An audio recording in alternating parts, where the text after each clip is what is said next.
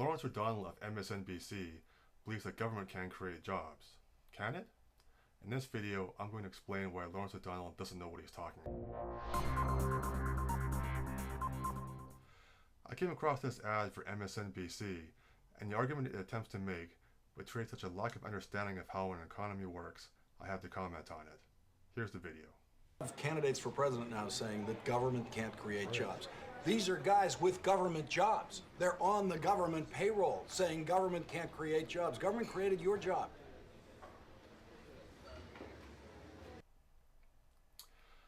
So Mr. O'Donnell is claiming that government can create jobs.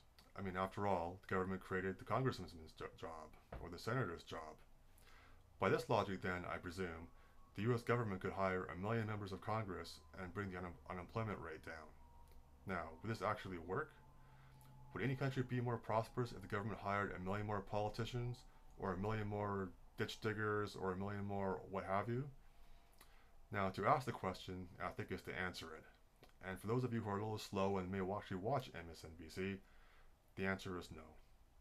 The problem is that Mr. O'Donnell does not understand where real wealth-creating jobs come from. So, how are jobs created?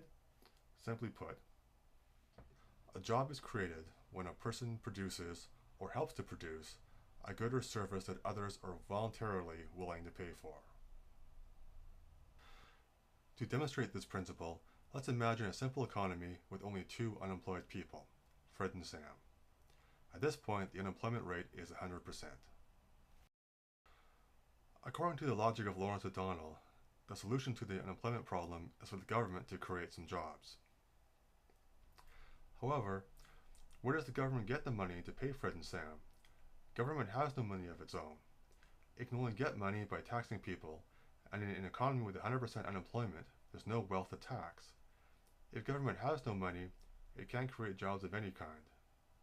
This is why the government is in fact powerless to create jobs. So, what is the solution to our unemployment problem?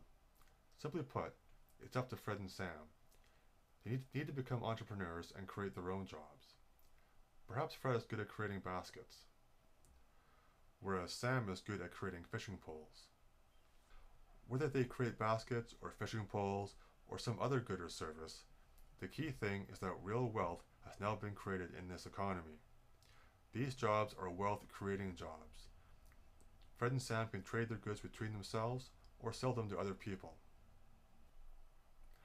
At this point, now that real wealth has been created, the government can come in and tax the wealth that has been generated and create some government jobs.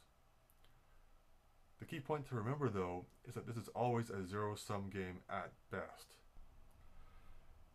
Any job that the government creates can only come from taking money away from the Fred and Sams of the world. This money they can no longer use to hire new workers, expand their businesses, or buy other goods and services from other people in the economy. Does this mean that government jobs are somehow bad or not real jobs to begin with? Not in the least. Some government jobs are vitally important, like policemen or firemen, for example. Both Fred and Sam are quite happy to pay some money in the form of taxes to the government so that they are protected from criminals or the threat of fire. The problem occurs when the Lawrence O'Donnells of the world confuse wealth-creating jobs, which can only be created in the private economy, with the wealth-supporting jobs the government, at best, creates. Firemen and policemen are fine. When the government gets too large and starts creating jobs for managers of government worker liaisons, or carbon trading evangelists, or start creating government agencies that make it impossible for the Fred and Samson of the world to even open a lemonade stand, real wealth creation is stymied, and unemployment and poverty are the result. At the end of the day, government, which has no money of its own, can only create jobs by taxing the private sector, thereby destroying jobs in the private sector.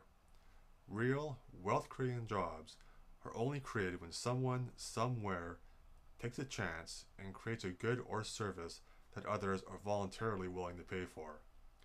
This is why government cannot create jobs, and why Lawrence O'Donnell is dead wrong.